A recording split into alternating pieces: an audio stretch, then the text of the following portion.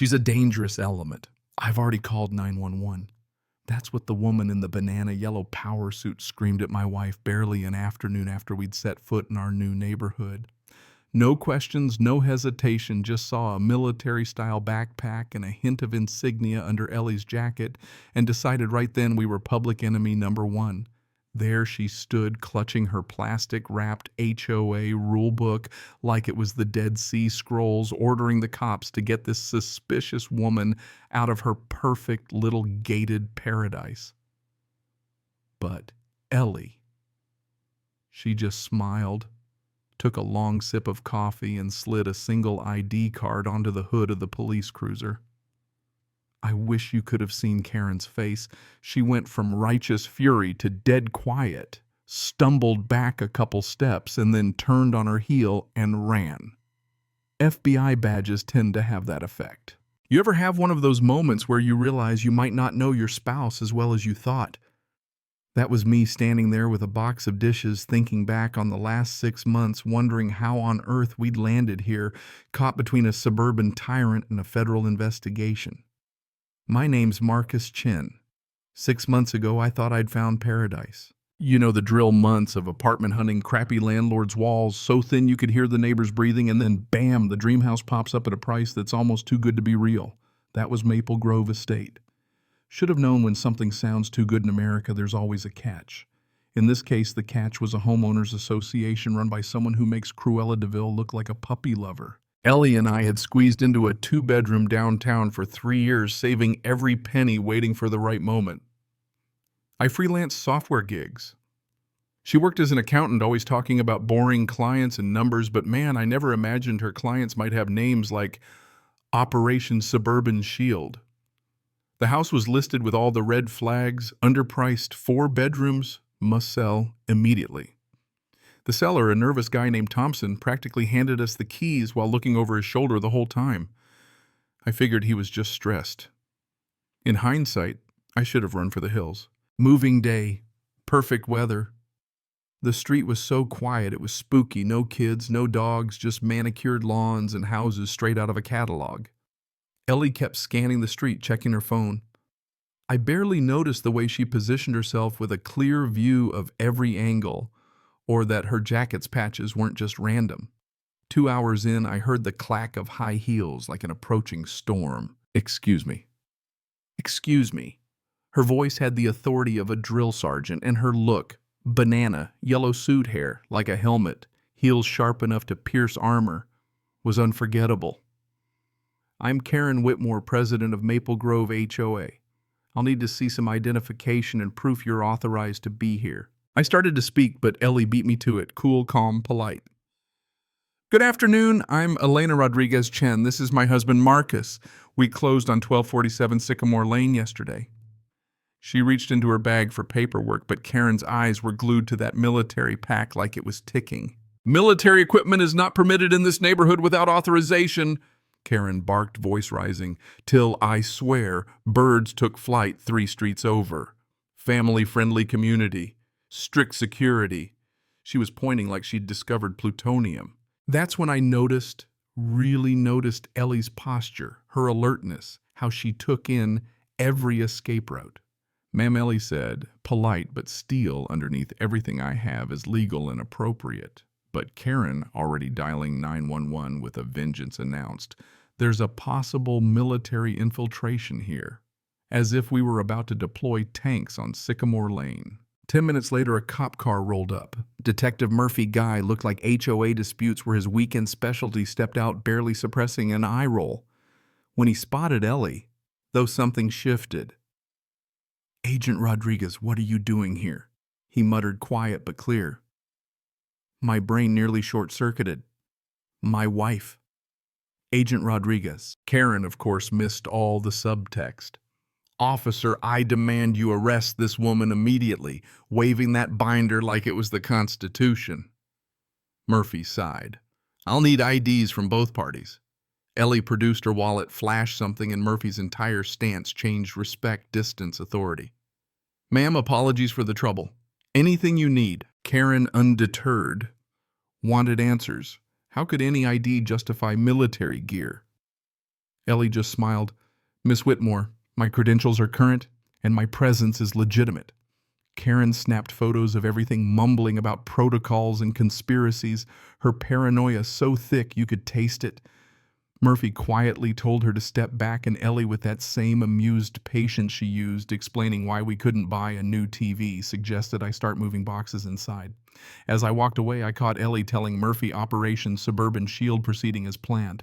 No complications, like it was a normal moving day. That night over takeout, I finally asked, "So what exactly is Operation Suburban Shield?" Ellie looked me straight in the eye, serious, gentle. "I've never lied to you about us, Marcus, but there are parts of my job I just can't talk about." Before I could push, her phone buzzed a new ringtone, sharp, urgent. She excused herself to the patio, voice low and businesslike. When she came back, she looked worried for the first time since Karen's performance. "We need to talk about Karen Whitmore," she said. "She's more dangerous than we thought." Next morning, the war began in earnest. 6 a.m. The sound of tape measures snapping on concrete, Karen dictating violations into her phone like she was auditing Fort Knox. Grass height exceeds HOA standards by half an inch. Mailbox 2 inches off regulation.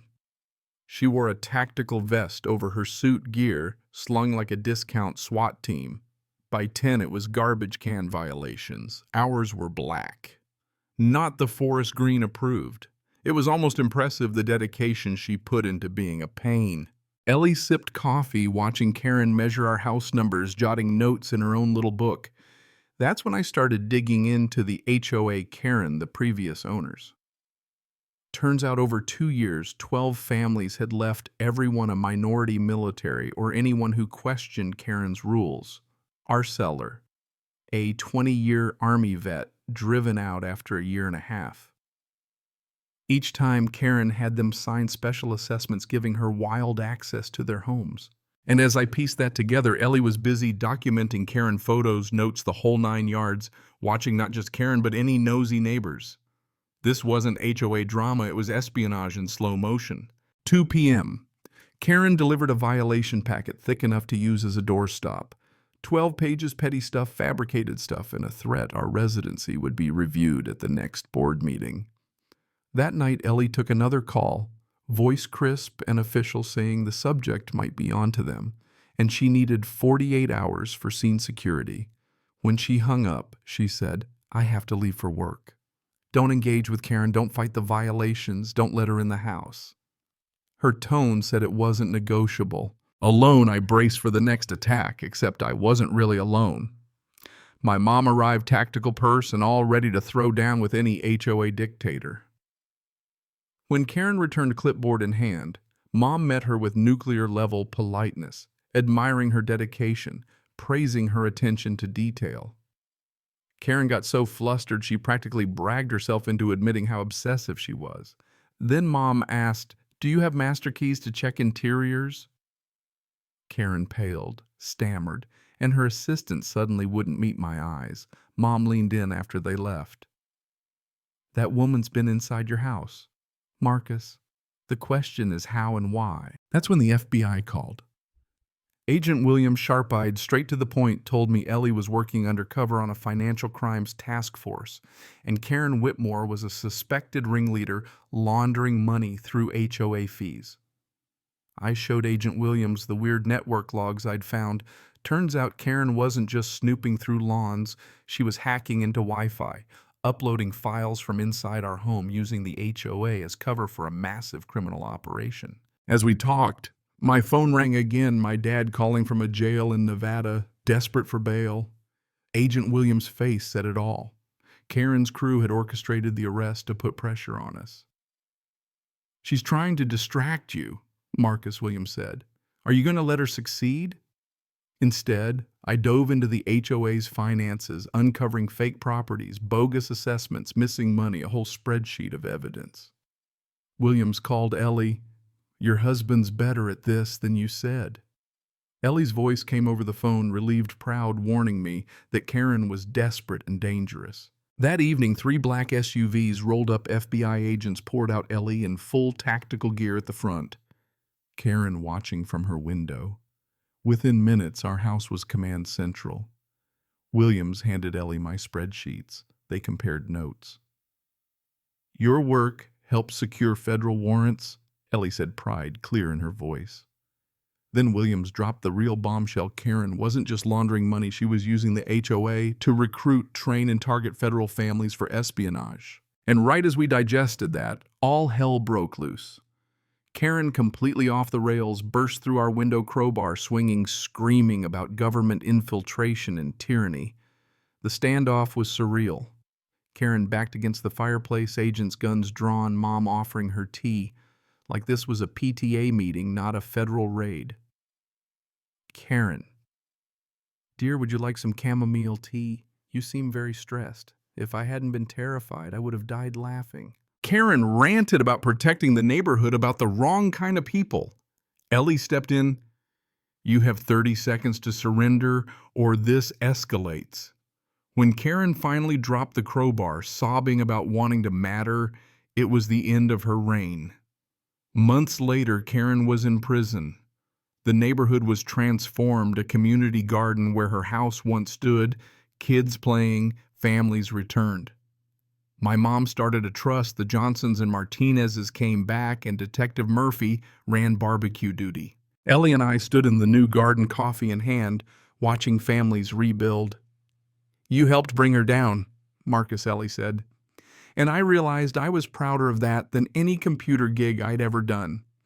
Even Agent Williams offered me a job consulting on HOA financial crimes, using my weird skills to help families across the country. Turns out surviving Karen Whitmore was the perfect qualification. Now Maple Grove is a model for reform. Karen's old place is a community center. My spreadsheets are federal exhibits, and I'm using what I learned to stop bullies hiding behind rules. Sometimes justice looks like a garden and a neighborhood potluck. Sometimes it looks like standing up when someone decides their rules are more important than your rights. And if you've ever had a neighbor boss or HOA president try to make your life miserable, know this: bullies don't win forever. Real community means standing together. If this story hit home, hit like, subscribe, and tell us your wild neighbor stories below, because together we're stronger and nobody's measuring our grass ever again.